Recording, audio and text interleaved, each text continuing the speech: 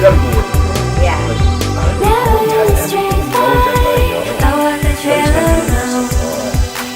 I just find it so crazy. Hi, so I'm Pierce, Sometimes Always, and we're presenting a series of interviews for the Doldrums 2017 Music Festival. With me right now, I have Church of Trees, Bernard and Felicity. Thanks so much for coming, guys. Our pleasure. Thanks for having us. I want to start off just by asking how you guys formed this band. How did you guys start the band, and how did you guys get to know each other and decide to start playing music together? I was working with an Australian company called 66 Music. It's a production house. They provide music for film and TV and that sort of thing. And so I've been working with them, and the stuff that we do is always typically very genre specific. In TV and film, they're always looking for the latest and greatest. So we're trying to model our tracks after whatever is hot at the moment, right? And I was really looking to do something that was completely different, and somewhere where I had sort of room to do whatever. And I had this idea out in mind of finding a voice that was young and fresh and different. You know, what were some of the words I think I used? Elfin and quirky and that sort of thing. And I advertised it on an Ottawa music blog, and then somebody ended up sending the blog to you or something to you. Yeah, I think it was through Facebook. One of the Ottawa music groups, Bernard posted looking for a vocalist or someone to collaborate with musically. And I was looking for another project at the time. And some random person I kind of sort of knew from my hometown in Barry's Bay commented my name because I guess the description that Bernard said really sort of fit my voice. And I guess the rest is history. We got together and started to work on writing some songs together and recording. So okay. We first started actually with a song I had done for this TV film project. We were doing trailers and taking sort of once famous pop songs and then turning them on their ear. So I had done a reworked version of Britney Spears' "Baby One More Time," but done a really dark version of it. And I originally put my own voice on it in a Bowie-esque kind of a thing. And somebody suggested that I try a female vocal on it. So we went up to Jordan Zadarozny's studio in Pembroke and had Fliss replace the vocal. And as soon as I heard her voice on tape, I fell in love. Cool. That's it's really super cool. Fun. Yeah, that sounds awesome. That's a really cool way to start, too. I wanted to ask you guys, I know maybe it's not the oldest band of all time, but thus far, your favorite band moment, can you describe it for me? What was it? And why was your favorite moment of doing this band together? Personally, my favorite was at Pressed on Wednesday. Okay, sure. It was our best show yet. Just because the crowd was vibing and dancing, and those nights where you come away and you're just yes, Yeah. it was so much fun. So for me personally, it was very recently on Wednesday. Sure. Yeah, mine's a tie between that because I love that moment. The energy of the crowd was so amazing, and we were really sort of honing our act. So we're getting to the point where we're really, really enjoying what we're doing. We got it down, and we're just kind of, feeling it out. And tied with a moment in the studio, recording the first song that we had composed together, which is "Primitive Creatures," the title track off the EP, and hearing Felicity sing that song and seeing it come to life for the first time. And it was really invigorating and really thrilling, actually. Okay, very, very cool. Very cool. I like how they're both different, but both equally sort of exciting and powerful moments. I also wanted to ask you just sort of a question for fun. A lot of support amongst bands in the Ottawa music scene. If you guys could go on tour with only Ottawa bands, what two bands would you choose? Ooh, I'm putting you on the spot a little bit. Maybe Destroy Clocks. Sure, good choice. Yeah, we'd love to play on a bill with Destroy Clocks. Hey, we're going to. How's it going? It worked out. You know what? The first gig that we played was opening for the Peptides, and man, they blew us away. They're so good. Would love to do a tour with them. And honestly, would love to do a tour with our pal Doug Hempstead, his band Area Resident. They're going to start playing live pretty soon, and it's such a great album and such a great vibe. I think that would be a lot of fun. I had a question for you in particular, Felicity. We've actually, I've interviewed your other band, Sparkle Source, a couple times, and I wanted to get a feel for how your songwriting process, be it lyrics, music, what have you, differs, or in what ways is it the same between those two projects? Do you find it's very different, and if so, how? Or is it sort of similar in terms of even just inspiration? Yeah, Well, it's the same in that it's all very personal, it comes from the heart. It's all like all my lyrics and everything are personal to myself and my own experiences. But the process itself is different because when I'm writing with Sparkle Source, I'm kind of sitting down with my guitar, coming up with the chord progressions and all of that, and writing the lyrics along with it.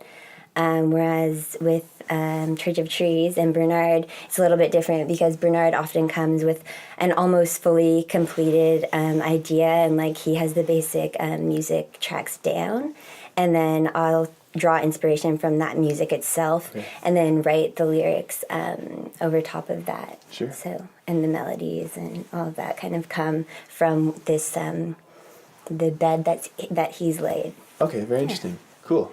Very interesting. I know you guys have just released a new EP called Primitive Creatures, and I wanted to learn more about sort of the marketing plan. You guys have been played a lot on Canadian campus college radio, CKCU, a lot of different programs, Airplay in Japan, a lot of really interesting programs speaking of Australia. I want to know how important that has been in terms of just getting the word out there further, and just how useful of a tool that has been in terms of promoting your music on radio. Well, I mean, for me, that's really key. The bottom line is if you're putting something out like this, I mean, you're doing it first and foremost for yourself. But secondly, you're putting it out there for people to hear. And the only way you can get people to hear is to reach out and try to knock on as many doors as you can. And that's what we've been doing, really, and knocking on doors all around the world. I mean, we've focused a lot on campus radio across Canada, and they've been really responded very well, and really appreciate that. But also to see doors open in Japan and the UK and Australia and Europe and south of the border in the States. It's just very cool. It's just very rewarding to know that, number one, people are listening, and number two, people like what they hear. Right. And that's the name of the game for us. Right? Sure. Well, it seems like it's been a lot of success. I know a ton of hard work, but a lot of success too. So I'm really happy for you guys and excited for you guys. Thanks. I wanted to ask a question about There's Only Now. So this is, some pretty great praise coming towards it, deservedly so. I love the song. Thank you. I wanted to ask you both individually, off the EP or just in the entire catalog of other songs that might not be on here, what's your favorite Church of Trees song to perform live, and why? To perform live, I would say Primitive Creatures is my favorite. It's super dramatic and like really intense, and that might not seem like a really good song to perform live, but it is for me because I really get into it and like connect with the audience, and for me that's pretty powerful and also fun. Sure. My answer is the same, actually. And, one of the reasons that, from my perspective, it's such fun to play, we were on a radio show the other night performing live, and it's when you're playing, you're not sort of conscious of where you are and what you're doing. You're sort of so focused, right? But that night when we were playing Primitive Creatures, and there was no audience save for whoever was listening, and we're in this little room and performing it, and I realized that when I'm playing that song, I'm not focused on what I'm doing. I'm wholly wrapped up in what she's doing. I'm sort of enveloped in her voice, and she just kind of takes over like this she washes over me and pulls me in, and I just end up just soaking in every note that she sings, and I love that so much, Touching. Wow, it's true. It's true. That's a great collaboration. Yeah. That's the way you can feed off of each other's energy and put it into your performance. I have one more question about your performance in particular. I understand you guys recently have performed with live dancers or performers on stage. I want to just know how that idea came to fruition, and how you got those people to come on board, and just the sort of story behind it. Yeah, so actually we were shooting a music video, which is still to be released for Crumbs, There's Only Now. And I asked my friend Charlie to come and do some dancing and kind of like group shots and stuff. And he was the one who really like stole the show in terms of dancing compared to like all of us. So I was inspired by that and asked him to, if he wanted to join us with some live shows. And then he actually then asked his friend Soraya if she would be interested, and she's super talented.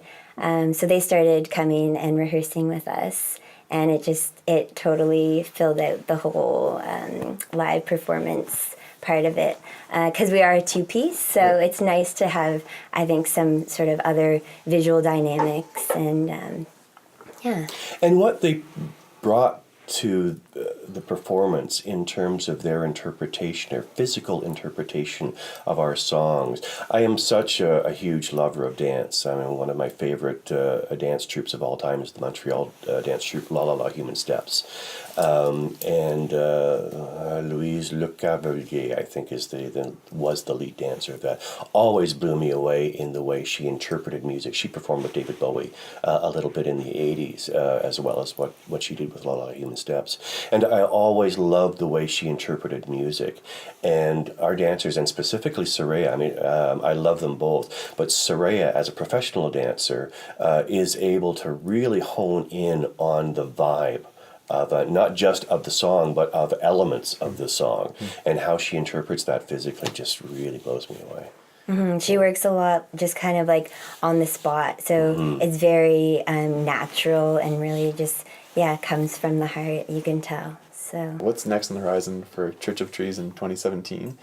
Any last ideas or thoughts or messages you'd like to share with our viewers? We're working on a music video, as Felicity was mentioning, and I've been sort of secretly working on tracks that I'm going to throw Felicity's way at some point. he actually, he emailed me one this morning, and I still have yet to listen to it, so I'm excited to do that when I get home. Okay, so just more of the same, really, and we're so appreciative that people are responding so well, listening to it on the radio, checking us out on the various streaming services and downloading and whatnot, and it's so encouraging. You know, that's the one thing that really propels a band forward, is if they're getting some kind of feedback or response from the audience in terms of liking what they do, and that just sort of propels you to do more. Sure. Well, I'm sure it'll continue into 2017 and down the road further. Thanks so much, guys, for coming and speaking with me today. Again, this is Church of Trees. They're playing Doldrums 2017 Music Festival. Come check them out. Thanks. I could make a whole Yeah, now I do the Dawn Cherry. You like saltines anyway. Science class seems like yesterday.